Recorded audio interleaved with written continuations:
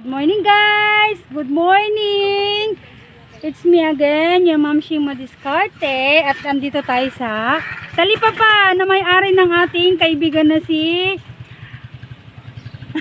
Edna. Kalimutan ko pa yung pangalan. Ayan, magkano naman yan, madam? Mura lang, 60 lang.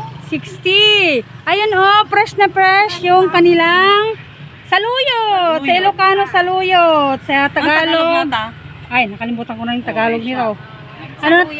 Saluyot din yata. Alam nyo mga mamshi, masarap tong itorta o burger. Nasubukan ko na yan. Oo, pwede. Paano?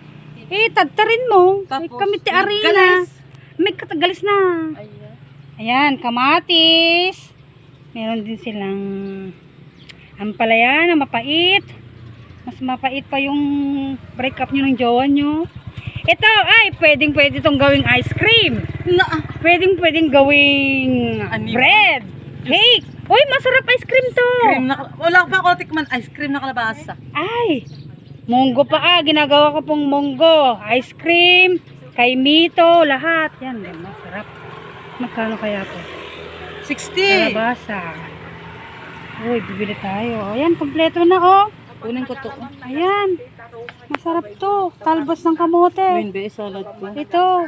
Masarap to, okra. Obo ko man ice cream man daytan ha. Pwede rin. Gusto mo. Ayan, dito yung mga customer natin. No? Ay, customer nila pala. Say hello po. Hello. Hello! Ayun yung pinaka-pogi na customer nila. Si hi! Si Hi. Kung ano yung pangalan na kasi Hi. Dada pala, Dada.